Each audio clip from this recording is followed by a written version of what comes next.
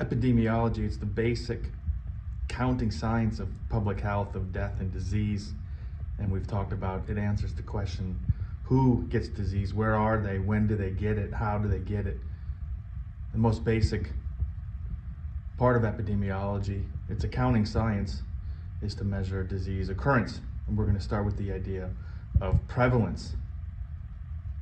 Prevalence is pretty simple. It's what percent of people have a specific disease or an attribute at a given moment in time.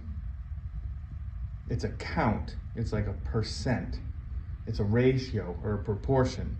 It's a number between 0 and 1. It's a snapshot of what is going on at a given period in time. We take a population of people and we say, what percent of them has the thing we're interested in? What percentage of these people that you see right now are smokers? What percentage of them have high blood pressure? What percentage of them have COVID?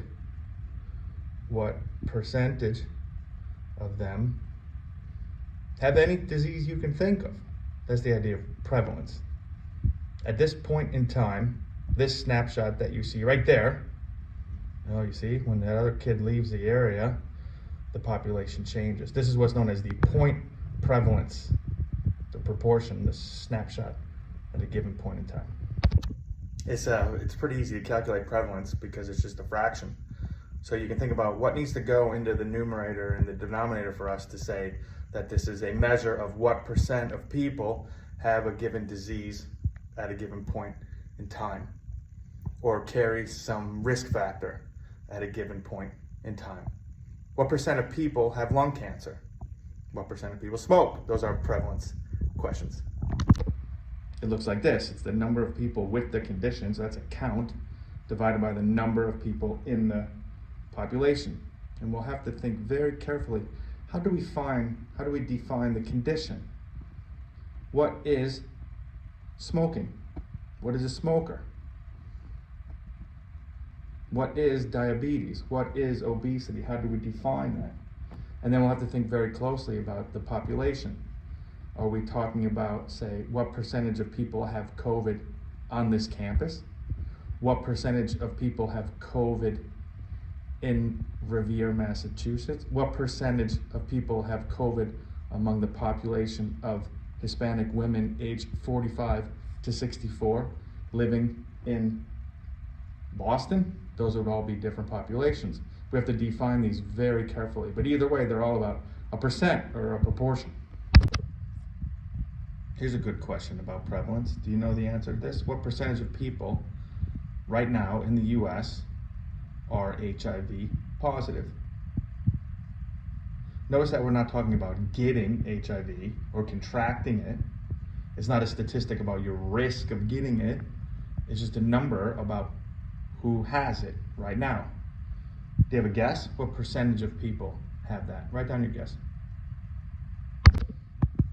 As of 2023, according to the CDC, the Center for Disease Control in Atlanta, the prevalence of HIV in the US is 0.4%, which would mean 4 out of every 1,000, or we might see it as 0.4 per 10,000 people. And if you think about the size of the population of the United States, 0.4% of that would be about 1.3 million people right now with HIV. Do you know which countries have the highest prevalence of HIV? How do you think the US stands globally or internationally as far as the prevalence of HIV? Here's the US right in the middle of your screen, 0.4%. You see countries that have a similar prevalence of HIV. What do you think of the countries that are a little bit higher? You might guess which part of the world has the highest prevalence of HIV. We see 1%, 2%, 5%, 11, 12%. Countries in South Africa have some of the highest percent. The country formerly known as Swaziland is estimated to have 28% of the population is HIV positive.